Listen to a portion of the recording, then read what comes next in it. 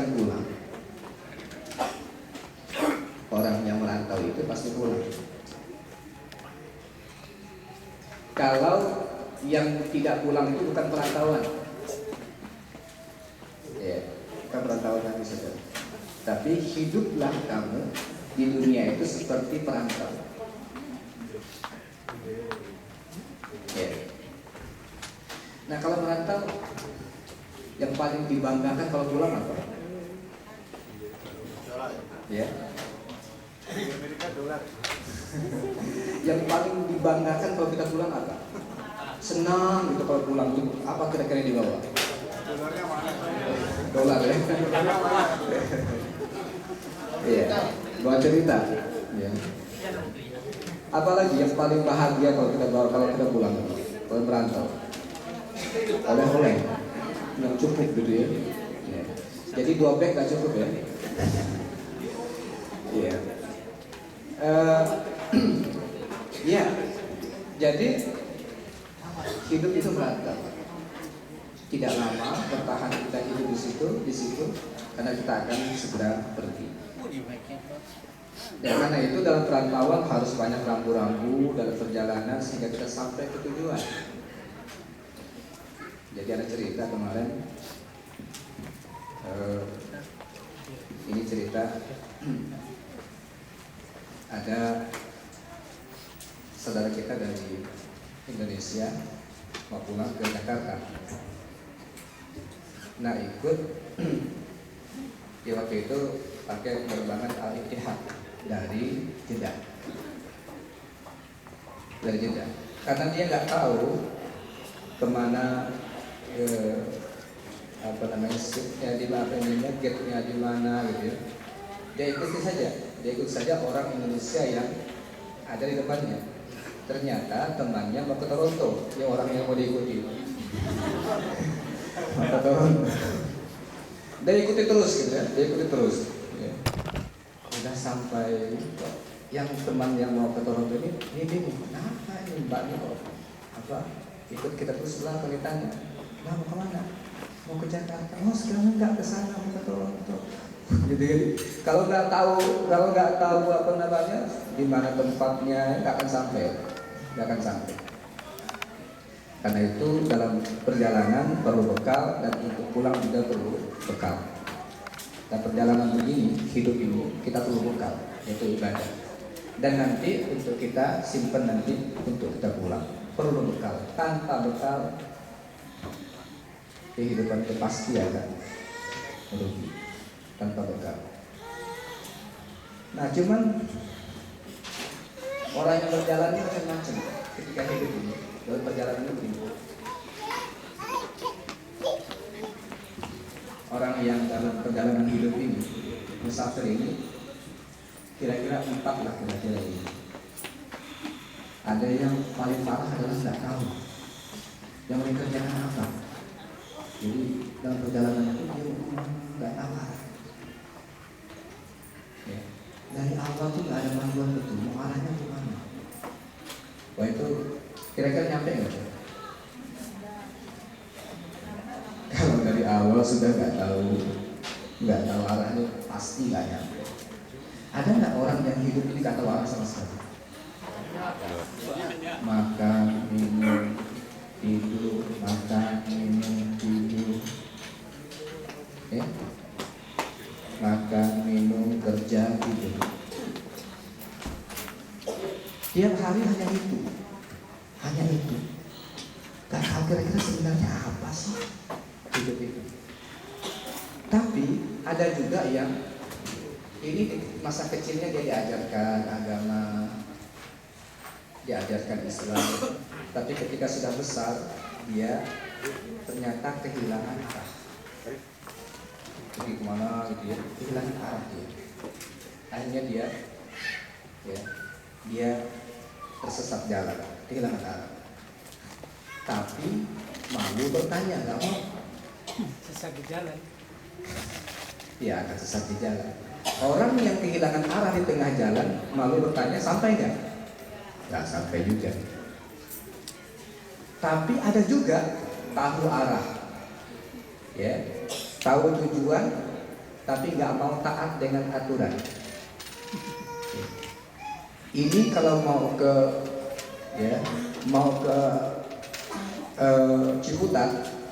Ciputat, jalannya ini ikuti terus gitu arahnya.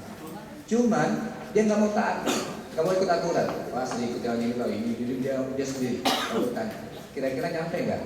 Enggak eksiden. Mungkin nyampe tapi lama dan mungkin juga nggak nyampe. Maka yang bisa sampai adalah dalam perjalanan itu tahu arah dan taat aturan. Hanya itu yang bisa sampai.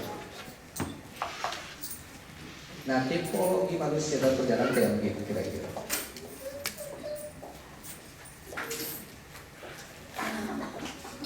Nah, udah sampai di perjalanan, ya, sudah ini. Ketika dalam keadaan musafir itu, tadi dalam perjalanan, ini udah sampai di perjalanan dalam di negeri orang, ini di dunia. Ini kondisi orang kayak beginilah kira-kira. Malas-malasan, ada yang ada yang lupa pulang, ada yang rindu pulang. Kita yang mana ini? Lupa pulang. Dia tapi lupa pulang. Iya. Kalau itu ibaratnya Amerika Indonesia nggak apa-apa lupa pulang gitu.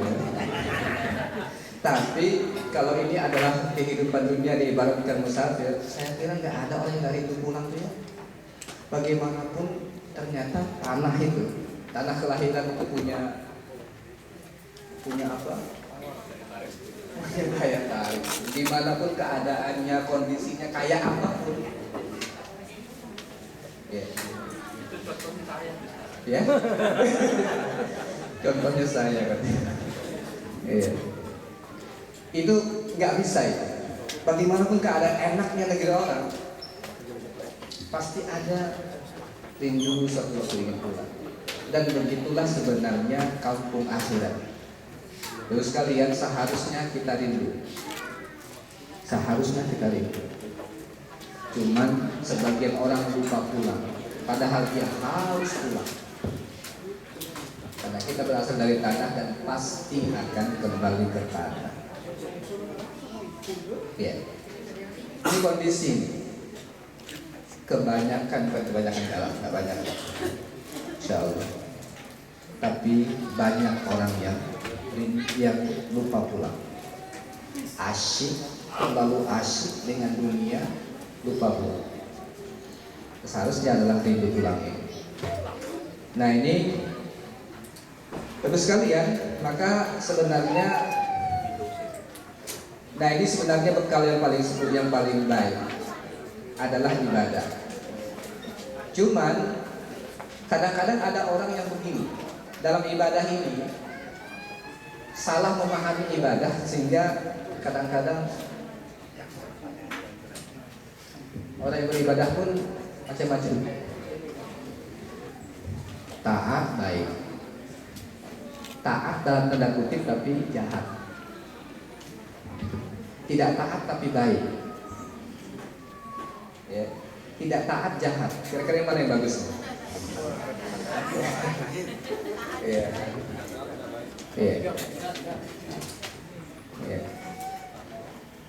Ini kondisi secara umum. Nah ibadah pun sebenarnya Pak yang ibadah yang diinginkan adalah taat dan baik. Makanya Rasulullah Sallallahu Alaihi Wasallam ya mengatakan bahwa orang yang taat sekalipun tapi tetangganya tidak aman dari gangguan mulutnya, tak akan masuk surga. Ya, tidak akan masuk surga. Itu sebabnya dia taat dalam ibadah tapi tidak baik, tidak ada hasil dari ibadah. Itu juga tidak baik. Maka yang seharusnya adalah ini. Manusia itu adalah taat dan berperilaku baik. Bapak sekalian, nah ibadah ini ada dua, ya, ada dua. Duribat alaihimu az-zillatu aina masuqifu illa bihablin minallah wa hablin minan nas. Manusia itu pasti akan akan ditimpa oleh zillah. Zillah itu kehinaan hidup. Kecuali dengan dua, hablum minallah wa hablum minan nas. Hablum minallah wa hablum minan nas. Nah, inilah yang terasa sekali dalam surah Al-Ma'un itu.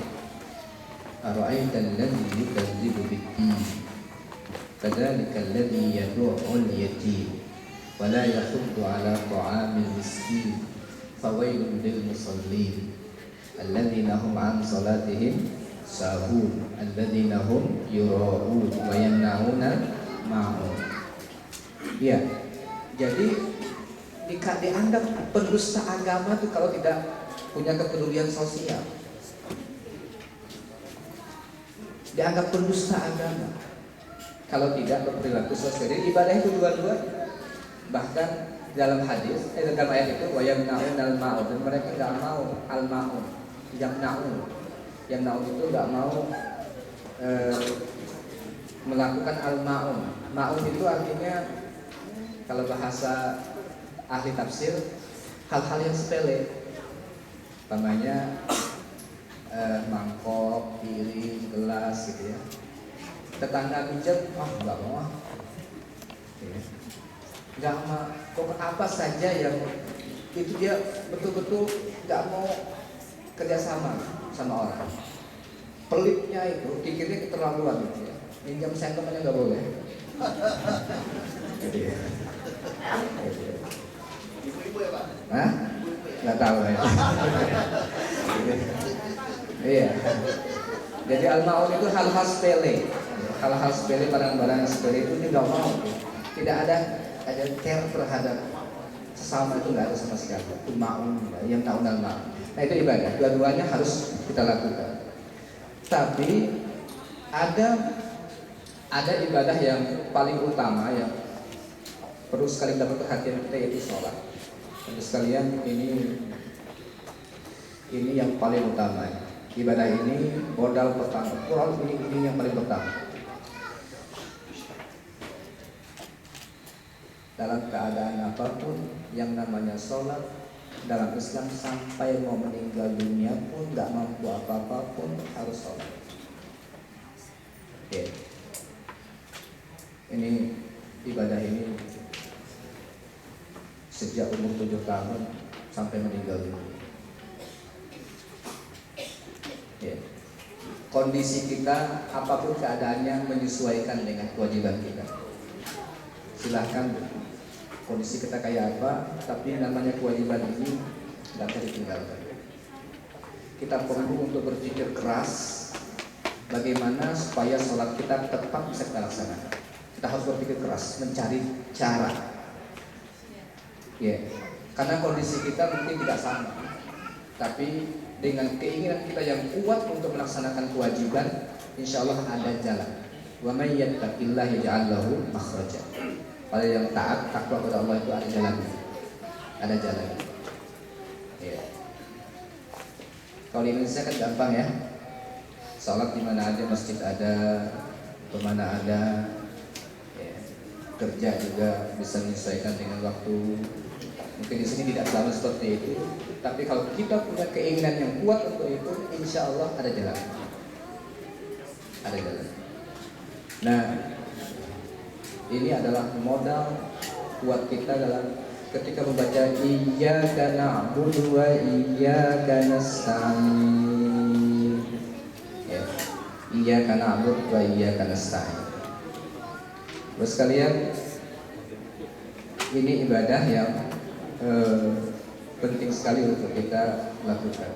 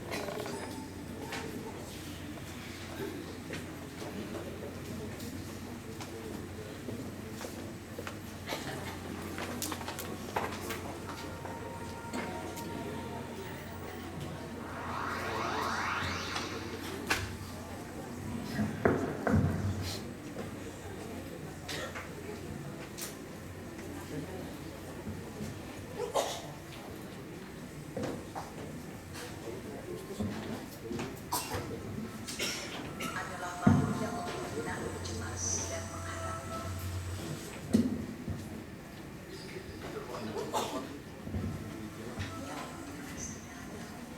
Untuk menghilangkan beban dirinya, dan sangat ironis.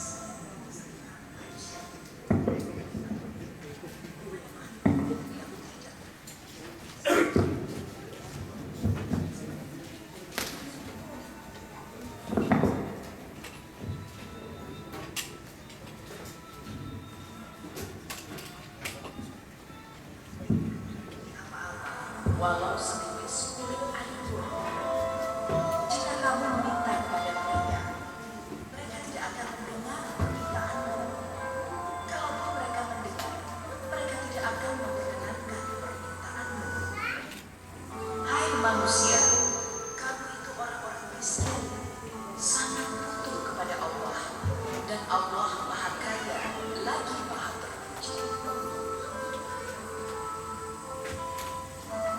Seorang muslim dalam salatnya haruslah berdiri dengan penuh ketundukan, mengakui dan menghormati segala keagungan dan kebesaran Allah sebagaimana penciptanya dan pencipta seluruh alam semesta.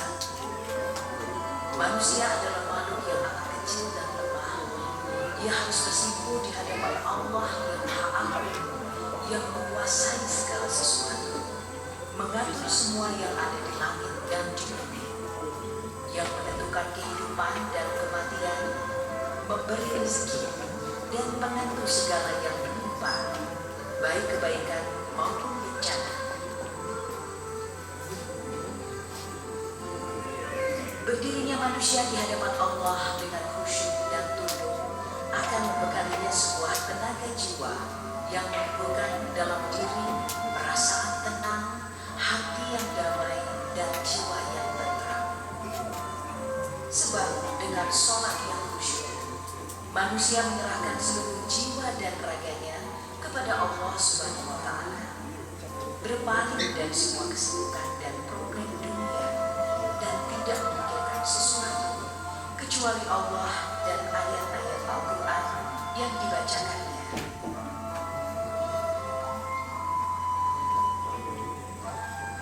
Jiwa yang tenang dan hati yang tentram yang dihasilkan oleh sholat mempunyai dampak yang penting dalam meredakan ketegangan syaraf yang timbul akibat berbagai tekanan kehidupan.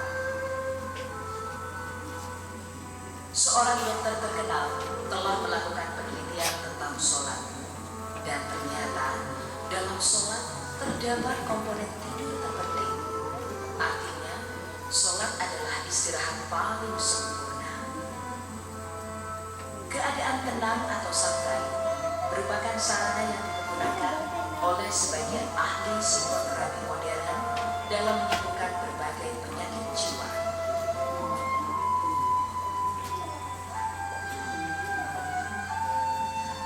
Sholat 5 kali sehari membekali kita sistem latihan terbaik dalam belajar bersikap tenang. Rasulullah SAW sendiri ketika waktu sholat tiba telah bersabda kepada kita, "Bilal, ayolah kita beristirahat dengan sholat." Dan apabila Rasulullah sedang menghadapi persoalan berat, maka beliau selalu melaksanakan sholat. Rasulullah bersabda, "Buah hatiku adalah sholat." Pengungkapan dan penyampaian seseorang akan problem-problemnya kepada seorang sahabat lainnya, menurut ahli psikoterapi, akan sedikit meringankan kondisi psikis manusia dari beban masalah yang dialaminya. Maka bisa dibayangkan sejauh mana perbaikan yang akan terjadi apabila problem-problem itu dituturkan kepada Allah Subhanahu wa Ta'ala yang Maha menentukan segalanya dalam hidup ini. Hati yang damai dan jiwa yang tenang sebagai buah dari sholat yang dikerjakannya akan melepaskan diri dari kebinasaan hidup.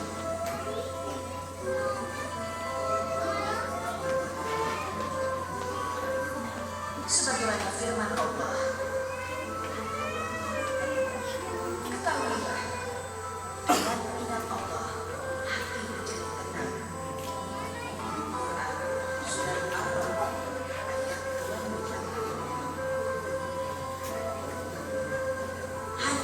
kali sehari Allah mewajibkan kita menghadapnya. Malu rasanya jika kita yang telah mendapatkan anugerahnya yang tidak terbilang mengabaikan kewajiban tersebut.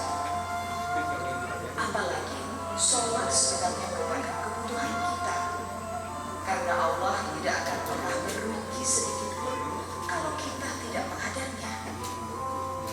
Ingatlah, sholat yang kita lakukan tidak akan menambah dan mengurangi kemuliaan Allah, karena Allah Maha Mulia. Sholat adalah kebutuhan kita semua.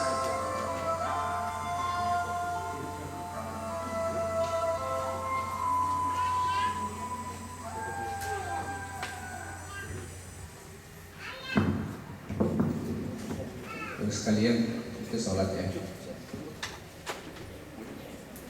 Saya ingin bertanya dulu dan kepada serta semua, kira-kira kita siap nggak jadi pengawal diri dan keluarga kita masing-masing? Jangan ada di rumah kita yang tidak sholat. Siap gak kita menjadi pengawal masing-masing rumah? Ya. Mudah-mudahan kita jadi pengawal. Pengawal. Karena sebenarnya tadi Allah tidak akan rugi sama sekali dengan kita yang tidak sholat. Itu adalah kebutuhan kita. Dan nanti inilah yang akan mendapatkan pertanyaan pertama nanti di akhir. Selanjutnya setelah sholat, ibadah lain menyusul, zakat, haji, puasa, dan selanjutnya setelah sholat itu, ini amal-amalan utamanya. Amal utama ini ibadah iyyaka na'budu itu kita lihat dulu amal utama dulu. Hablum minallahnya sholat, kemudian zakat, itu ada hablum minannasnya, tapi lebih pada itu kita perintah Allah pada kita. Zakat ini jangan sekali kita abaikan, ya. Karena zakat itu kecil sebenarnya, cuma 2,5%. Ya. Tapi kalau ini dikotori dalam Islam itu, yang namanya zakat itu adalah ada harta yang Allah berikan kepada kita, tapi ada titipan Allah untuk orang miskin yang dititipkan kepada kita. Itu nggak boleh kita ambil. Ya, itu milik mereka. Jangan ketika ini kita campurkan dengan harta kita, semua harta menjadi rusak. Nggak barokah. Semua harta itu rusak, nggak barokah. Sama kayak gini lah, kita dikasih makan. Tidak semua makanan itu jadi energi, enggak semua. Tapi ada kotoran yang harus dibuang. Jangan sayang buang kotoran. Ya. Karena kotoran itu kalau sayang dibuang akan meracuni seluruh tubuh. Kalau harta yang titipan Allah kepada kita sayang untuk kita keluarkan, merusak semua keberkahan harta kita. Ya. Kalau ini nggak keluar harus di stop. Harus stop.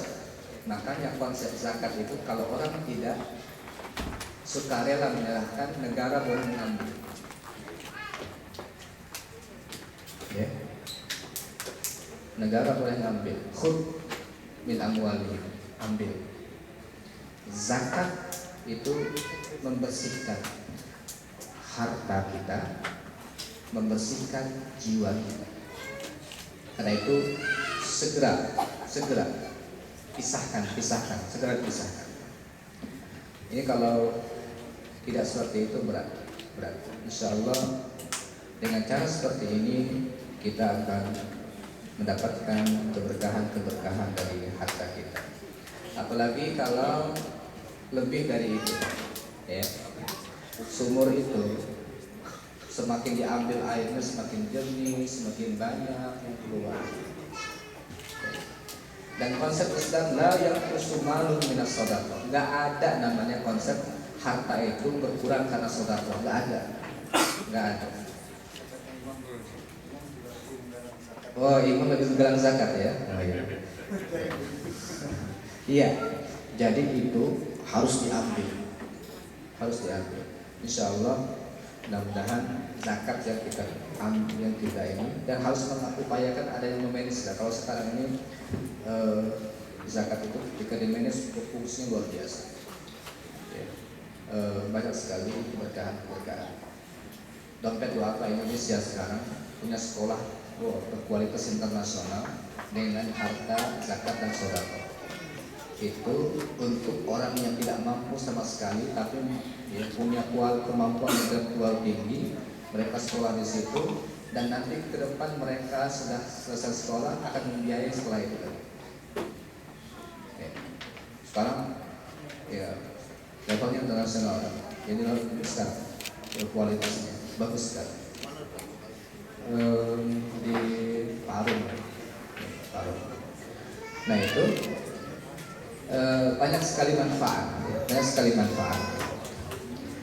Nah itu zakat, puasa, insya Allah kita udah paling rajin lah puasa. Ya. Puasa tidak sulit bagi kita untuk puasa, insya Allah. Ya. Tidak ada orang yang mengeluh puasa, insya Allah, kecuali yang mengeluh. Ya. Bahkan kalau yang di sini teruji lah yang punya musik 4 ini teruji kalau puasa. Kalau Indonesia kan flat aja kan, ya 4:30, jam 5:30 atau jam 6 tuh flat ada begitu, nggak pernah ada perubahan. Tapi kalau di sini bisa jam 5 atau jam 4 atau jam 9 gitu. Mungkin bulan Juni nanti 2 tahun yang akan datang bisa sampai jam ya, gitu. Jadi yang di sini kalau kita puasa bisa lebih teruji dibandingkan orang Indonesia. Tapi yang paling berat adalah itu berat di sini. Tapi insya Allah ternyata orang bisa menikmati puasa. Kemudian haji, jangan tunggu haji dari Indonesia. Jangan tunggu pulang ke Indonesia dulu haji. Saya 2008 daftar, 2008 akhir daftar. Nanti tahun 2013 baru berangkat. Ya. 5 tahun. Ya. Saya pengen bawa istri sama ibu. Ternyata harus ngambil 5 tahun. Jawa Timur 10 tahun. Ya. Kalau di sini setiap tahun bisa ya? Bisa tahun. 3 bulan besok bisa. Gitu ya. Iya. Jadi kalau sudah mampu usahakan. Kemudian amal-amal lain yang sifatnya makruh, puasa, sunnah, sebagainya yang wajib-wajib tadi, ini dikerjakan untuk iya karena aku. Tapi ada amal, ini amal-amal yang ketika kita meninggal putus, selesai. Kita nggak bisa lagi untuk menambahnya. Yang tadi amal-amal itu. Tapi ada amal yang melampaui usia. Ya, ada amal yang melampaui usia. Nah itu tolong dibikin list lah itu. Ya, bikin daftar. Nah, saya lihat bahwa ini perlu ada daftar ada daftar ibadah yang perlu kita lakukan. Ini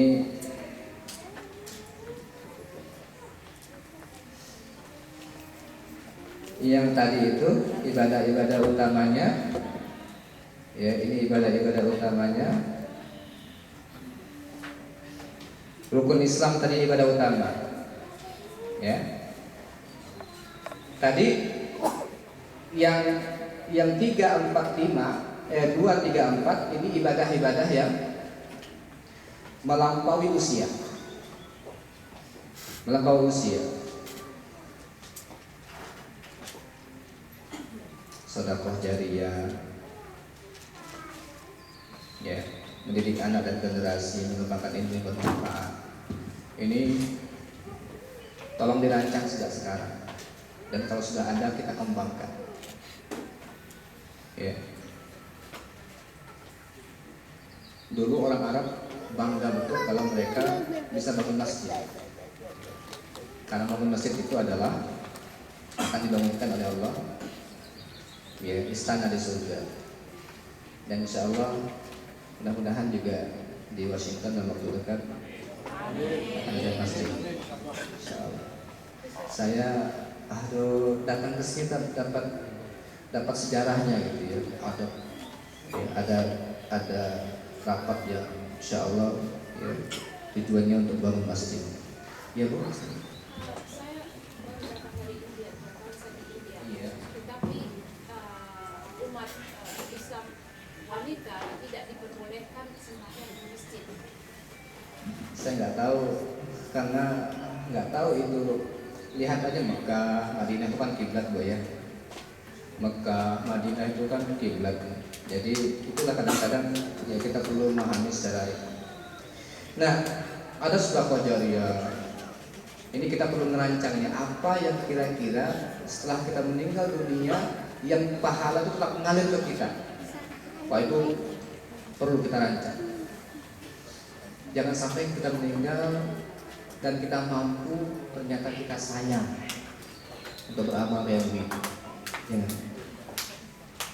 Kalau kira-kira bingung menyalurkannya, di Kalimantan masih banyak proyeknya. Iya. Jadi sedekah jariyah, wah ini luar biasa banyak.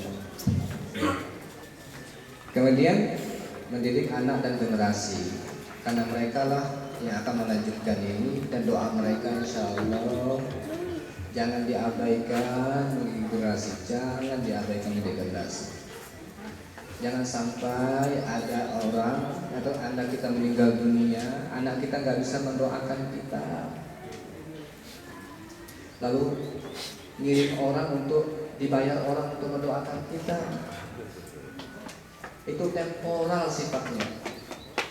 Gak selamanya orang akan mendoakan, tapi anaknya pasti kalau dididik.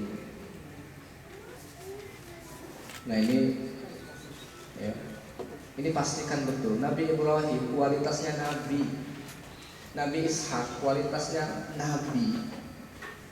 Ketika ingin meninggal dunia,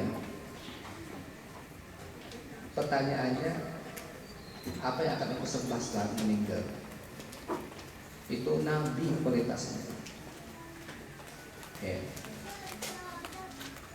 Jadi ini ibadah-ibadah unggulan perlu kita lihat. Yang mana yang bisa kita lakukan? Silahkan saja. Ya. Kemudian teman-teman sekalian,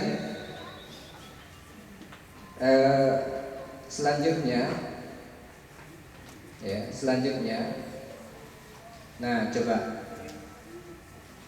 Bagaimana hubungan Al-Fatihah ini antara ayat dengan ayat kelima ini? Coba kita lihat. Ini disebut dengan ilmu munasabah itu. Hubungan dan keterkaitan antara ayat. Ibadah ini kita tidak akan bersemangat kalau kita tidak membayangkan bahwa kita nanti akan ada hari kiamat, malik yaumiddin. Tidak akan mungkin kita mau semangat ibadah kalau kita tidak membayangkan ada hari kiamat, malik yaumiddin. Kita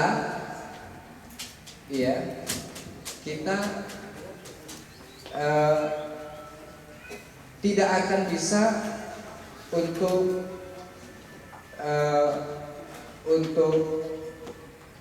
ingat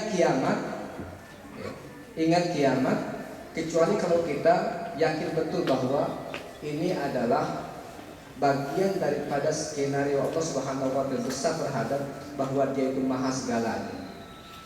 Nah, ini malik yaumiddin, maka kita harus kenali Allah dengan bismillahirrahmanirrahim, bahwa Allah itu dengan kita kenal Allah Subhanahu wa taala, Dia maha memberikan banyak hal. Alhamdulillahirabbil alamin.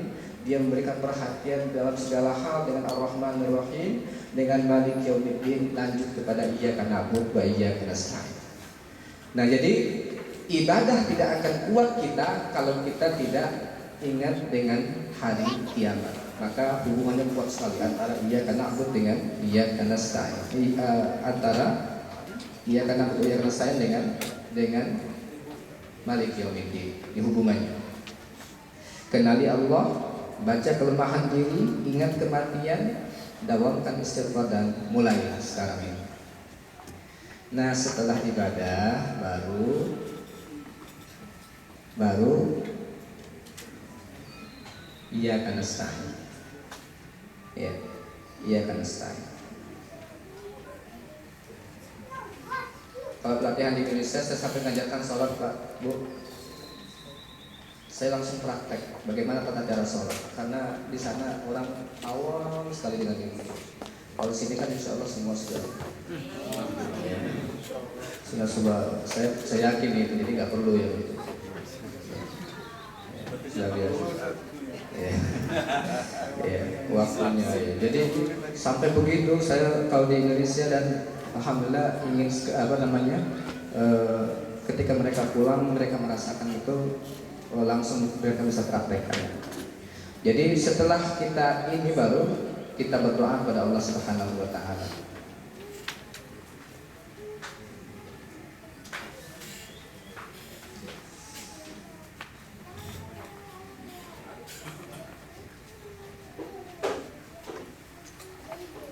Terus sekalian, setelah itu kita berdoa kepada Allah. Jadi ibadah itu nggak bisa kita lakukan kecuali ada bantuan dari Allah. Makanya ada doa begini, Allahumma a'inni ala dzikrika wa syukrika wa husni ibadatika. Allahumma a'inni ala dzikrika wa syukrika wa husni ibadatika. Ya Allah, bantu aku untuk selalu mengingatmu, untuk selalu mensyukuri nikmat-Mu, untuk selalu bagus dalam beribadah. Ada nggak hubungan dengan Al-Fatihah ini? Ada. Allahumma a'inni 'ala dzikrika. Ya Allah, bantu aku mengingat-Mu. Bismillahirrahmanirrahim. Wa syukrika, alhamdulillahirabbil alamin. Wa husni ibadatika, ya. Ini doa. Insya Allah udah hafal yang ini ya. Sudah hafal yang ini. Allahumma a'inni, ya Allah bantu aku, ala zikrika, untuk selalu mengingatmu, untuk selalu mengingatmu. Wa syukrika, untuk selalu mensyukuri nikmatmu. Wa husni ibadatika, dan untuk selalu beribadah yang terbaik untukmu. Nah, ini doa kita agar kita bisa beribadah dengan baik. Ya. Ini penting, kita setelah Iyyaka na'budu, kita memohon pada Allah agar kita betul-betul selalu menjaga kualitas ibadah kita. Terus sekalian, Allah itu dekat sebenarnya. Ya. Wa idza sa'alaka 'ibadi 'anni fa inni qarib. Aku dekat, kata Allah. Dan tidak ada satupun doa kita yang tidak terkabul. Nggak ada. Semua dikabulkan Allah. Cuman sifatnya ada doa yang cash and carry. Ya. Minta itu, ya, minta saat itu terkabul dan dikasih apa yang kita minta. Itu kadang-kadang begitu. Tapi ada juga permohonan kita, kata Allah, nggak layak dikasih segitu. Ya, kasih segini aja lah. Ya, atau terlalu kecil dia kasih lebih banyak lagi. Ya. Tapi ada juga yang nggak dikasih. Ya. Dan ada yang dikasih dalam bentuk lain. Ya. Dalam bahasa para ulama, dia diringankan beban hidupnya atau diselamatkan dari mara bahaya, ya. Tapi dia tidak tahu bahwa itu adalah pemberian Allah karena dia berdoa, tapi dikasih dalam bentuk lain yang bukan dia minta. Ya. Mau yang mana? Yang cash carry? Insya Allah sesuai dengan yang terbaik lah, terbaik insya Allah. Iya, terserah yang beri ya. Kita nggak bisa bikin apa-apa. Iya, kita yang penting itu disuruh berdoa. Ya, ud'uni, berdoalah kepadaku, berdoa kepadaku. Ya. Dalam banyak hal Bapak Ibu sekalian, itu doa itu luar biasa ya, banyak sekali doa. Ada satu doa yang sebenarnya nggak boleh ditinggalkan sama sekali oleh orang, tapi orang banyak meninggalkannya. Saya sebut dalam buku ini dengan doa istikharah. Doa istikharah itu Rasulullah ajarkan kayak mengajarkan kita Al-Quran. Doa istikharah itulah sebenarnya yang membimbing kita untuk betul-betul menentukan pilihan ya tepat sasaran dan tepat guna insyaallah. Doanya begini. Allahumma inni astakhiruka bi'ilmik wa astaqdiruka biqudratik wa as'aluka min fadlikal 'azim fa innaka taqdir wa la aqdir wa ta'lam wa la a'lam wa anta 'allamul ghuyub. Allahumma in kunta ta'lam anna hadzal amr huwa khairun li fi dini wa ma'ashi wa 'aqibati amri 'ajili amri wa ajili faqdirhu li wa yassirhu li. Wa in kunta ta'lam anna hadzal amr huwa syarrun li fi dini wa ma'ashi wa 'aqibati amri 'ajili amri wa ajili fasrifhu 'anni wasrifni 'anhu waqdir liyal khaira haythu kan thumma rabbini bih. Ya. Itu doanya. Allahumma inni astaqdiruka bi qudratik ya Allah. Allahumma inni astakhiruka bi ilmik ya Allah. Aku minta pilihan terbaik dengan ilmu. Wa astaqdiruka bi qudratik. Aku minta kekuatan dengan kudrahmu. Wa as'aluka min fadlikal 'azim. Aku minta dengan karunia-Mu yang besar. Fa innaka taqdir, karena Engkaulah yang maha kuasa, wala aqdir, aku enggak mampu. Wa ta'lam wa la a'lam, Engkau yang maha tahu, aku enggak tahu apa-apa. Wa anta 'allamul ghuyub, Engkaulah yang maha tahu alam gaib sana. Allahumma in kunta ta'lam anna hadzal amr huwa khairun li ya Allah. Jika Engkau tahu perkara ini yang akan aku lakukan ini baik untukku. Coba baiknya itu baik untuk agamaku. Khairun li dini, baik untuk agamaku. Wa ma'ashi, baik untuk kehidupanku sekarang. Wa aqibati amri, dan untuk hidupku yang akan datang. Baik dunia maupun akhirat akan datang itu bukan sekarang, ya, masa depanku, baik dunia maupun akhirat. Faqdurhuli, berikan aku kekuatan untuk melakukannya. Wa yassirhuli, berikan aku kemampuan untuk melakukannya. Wa in kunta ta'lam, jika kamu mengetahui dan pasti engkau tahu bahwa perkara ini tidak baik untukku, fasrifhu anni, palingkan dia dariku, wasrifni anhu, palingkan aku darinya. Palingkan perkara itu dariku, palingkan aku dari itu. Tak ingat-ingat lagi ini. Waqdur liyal khaira haitsu kan, takdirkan aku yang terbaik dimanapun kebaikan itu ada. Summa rabbini bih, kemudian redoi aku dengan perbuatan itu ya Allah. Oh itu, ini doa hebat. Saya hafal karena ya, kalau ingin menentukan sesuatu saya minta kepada Allah. Ya, bagi oh, iya, ada di buku insyaallah ada. Tapi jangan enggak ada. Itu doa istighfar banyak Bu, mau searching di internet juga banyak. Google itu Syekh Google itu. Ya, itu banyak itu. Itu banyak. Ya. Itu sangat indah itu. Doa itu sangat indah. Coba pertimbangan kita itu selalu dalam 3 koridor.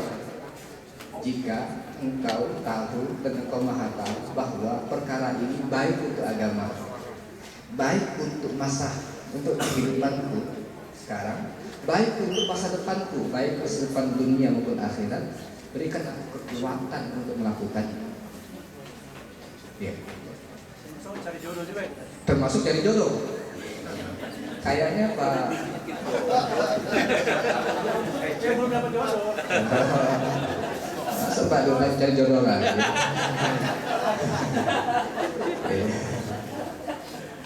Iya. Nah sayangnya kebanyakan doa ini untuk cari jodoh aja. Iya.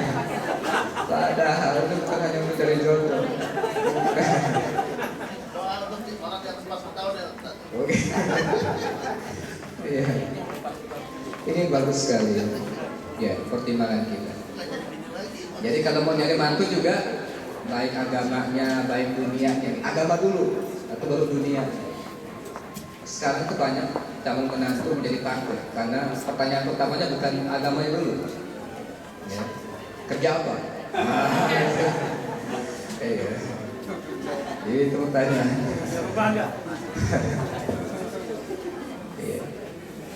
Jadi ini doa. Jadi doa itu kita panjatkan setelah kita beribadah, itu paling mantap setelah ibadah. Nah ini yang kelima. Jadi iyyaka na'budu wa iyyaka nasta'in. Iyyaka na'budu wa iyyaka nasta'in. Jadi Bapak Ibu sekalian, kita itu ingin ya baca itu ibadah gitu ya. Doa, ibadah, doa. Ibadah ini hablum minallah, hablum minannas, tergambar terus. Kita di hadapan mata kita hidup ini untuk ibadah, untuk berbuat baik kepada Allah bersama manusia. Nah, kepada sesama manusia 2 indikatornya. 2 indikator ibadah kepada sesama manusia. Satu mampu memberikan ini hasil ibadahnya. Ini hasil ibadah. Mampu memberikan kenyamanan buat orang lain. Orang lain menjadi enak, pengen dekat sama dia itu karena merasa tenang bersama dia. Memberikan kenyamanan kepada orang lain. Yang kedua, mampu menjaga lisannya. Ya, mampu menjaga lisannya. Nah, itu yang kedua. Nah, ini ibadah. Iyyaka na'budu wa iyyaka nasta'in. Iyyaka na'budu wa iyyaka nasta'in. Ibadah, doa, ibadah, doa, ibadah, doa. Beribadah kepada terus kita ingin hidup ini, apalagi yang akan saya lakukan, apalagi terus begitu. Iyyaka na'budu. Nah, selanjutnya ini karena di zip ini. Ya.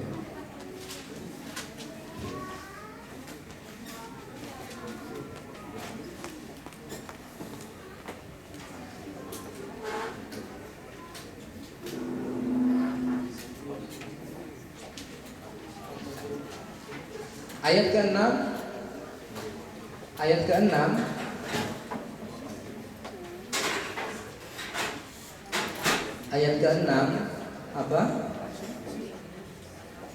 Ayat ke-6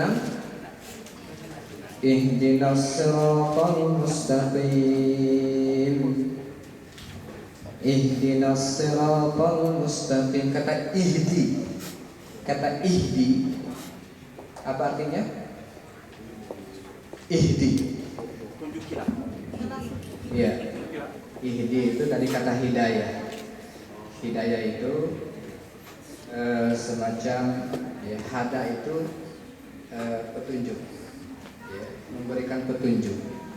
Ihdi itu kita minta supaya dalam kehidupan itu ada guidance, gitu ya, ada guidance. Jadi ketika jalan itu ada jelas sekali mana yang baik, mana yang tidak baik, itu kita bisa melampauinya dengan baik. Ya, kita bisa melewatinya dan selamat. Nah, ihdi, tunjukkan, ya, berikan kami petunjuk. Ya, berikan kami petunjuk. Nah, itu di sini kami. Ihdina, tunjukkan kepada kami. Kemudian ihdina juga tidak hanya tunjukkan artinya, tapi sabitna, kokohkan kami. Jadi ada dua jalan, ada dua arti. Ihdi diartikan dullana itu artinya tunjukkan, dalil, tunjukkan. Tapi arti ihdi juga adalah tetapkan kami, sabitna, kokohkan kami di jalanmu yang lurus. Kokohkan, tunjukkan dan kokohkan. Jadi saya menganggap bahwa hidayah itu, kalau tunjukkan itu kayak kita ini punya GPS ya.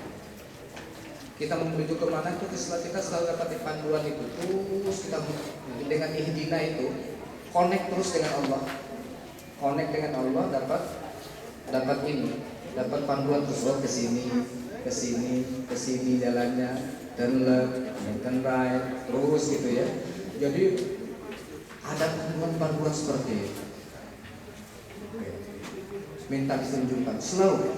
Nah, dengan bismillah kita connect kepada Allah.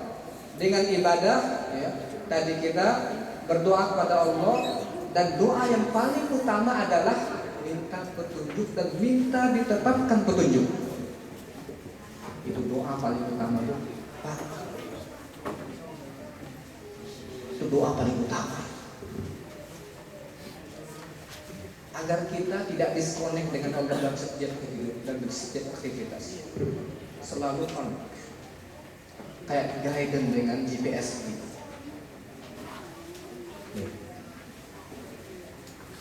Oh ini nggak boleh ini terus ada petunjuk. Nah yang kedua, petunjuk itu, petunjuk itu ada namanya ada namanya dilalah. Dilalah itu hanya ada Quran, tanda-tanda alam, itu petunjuk semua. Itu harus dijadikan modal bahan kita untuk bisa selamat. Petunjuk itu harus kita baca. Qurannya itu petunjuk, alam sekitar kita, diri kita itu petunjuk semua.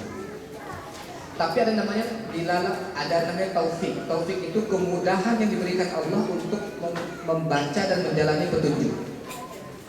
Ya. Kemudahan dari Allah untuk membaca dan menjalani petunjuk. Nah tadi itu makanya kita minta kepada Allah, ihdinas siratal mustaqim. Ada doanya Bu, Pak. Jadi bukan hampir semua aktivitas itu ada doanya. Allahumma inni as'alukal huda wat tuqa wal afafa wal ghina. Allahumma inni as'alukal huda, ya Allah aku minta petunjukmu, wattuqa ketakwaan kepadamu, wal afaf kemampuan menjaga diri, wal ghina kemampuan untuk independen, merasa tidak bergantung dengan orang lain. Ihdinas siratal mustaqim. Nah kata siratal mustaqim secara umum kalau kita mau mengambil intisarinya adalah Islam. Tunjukkan dan tetapkan kami di jalan Islam, kira-kira begitu. Nah, as-siratal mustaqim nanti ketika Islam itu inna wa anna hadza siratal mustaqim fattabi'u dalam ayat yang lain, maka selamat dengan Islam di dunia, maka akan mampu untuk meniti sirat nanti di akhirat. Nah, gitu. Jadi ini ihdinas siratal mustaqim, tunjuki kami jalan yang lurus.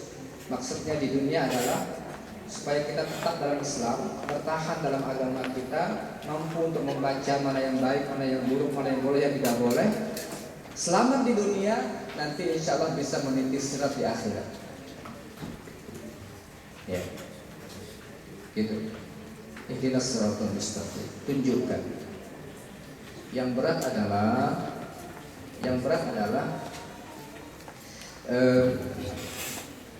kita itu kehilangan sinyal di jalan. Itu berat itu.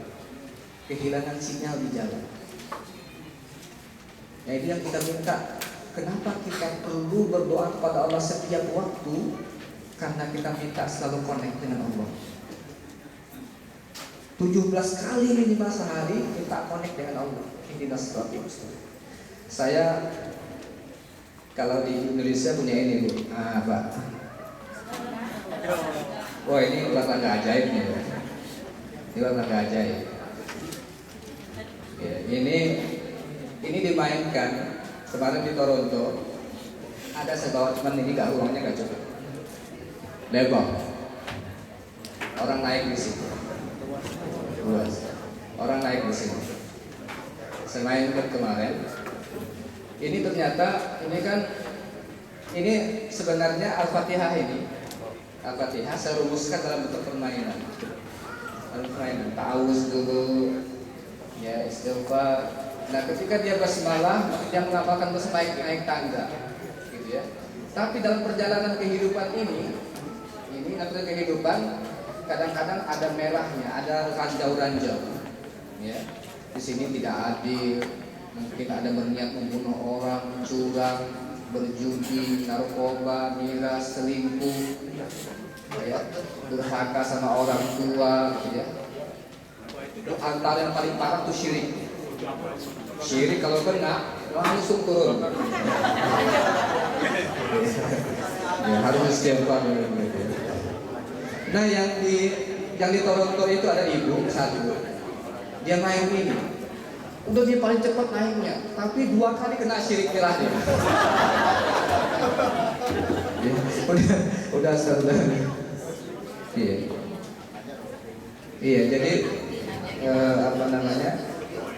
ini untuk merumuskan saja, untuk merumuskan makna-makna itu saya berikan ini.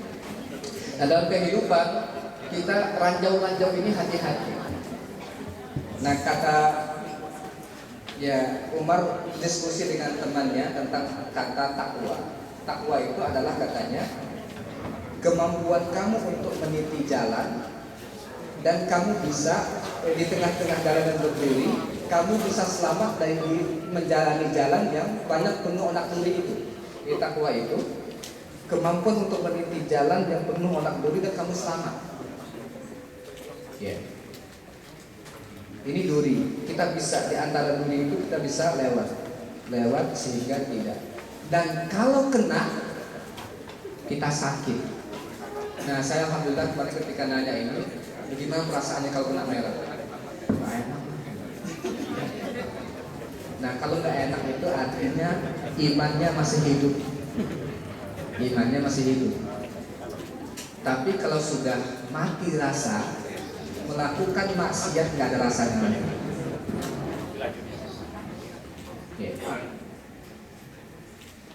Maksiat itu sudah dianggap enteng dan kadang-kadang kayak orang di sayap itu nggak ngerasa lagi sudah. Ya. Itu mengerikan sekali. Ya. Saya senang, saya bikin untuk versi anak-anak. Di Jakarta ada dijual kemarin di Islamic Book Fair. Itu anak-anak kalau main ini ternyata anak-anak bisa bangga dia kalau dapat ini, dapat berbakti kepada orang tua. Wah, enak, senang gitu ya. Tapi ketika kena berbohong, wah itu dia benci gitu. Gak suka dia. Kamu suka bohong dia sama temannya gitu kan. Kalau nggak suka ya. Jadi sama mereka ini jangan ketika itu jangan bohong dong. Nah gitu. Jadi mereka seperti itu. Jadi kita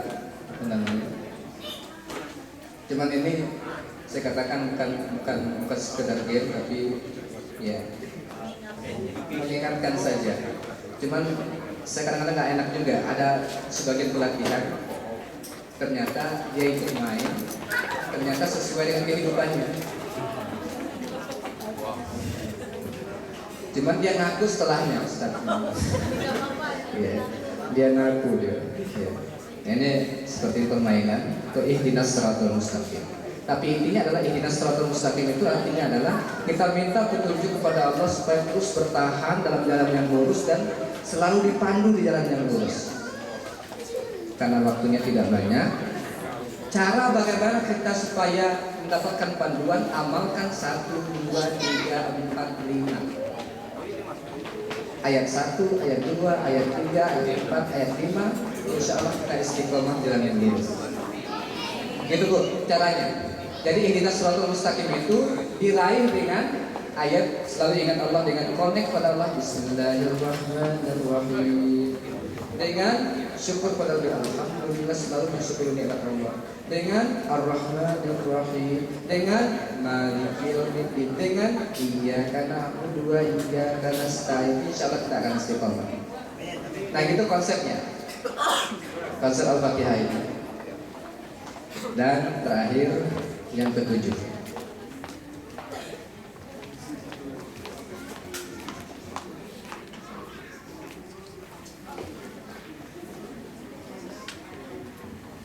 Ya.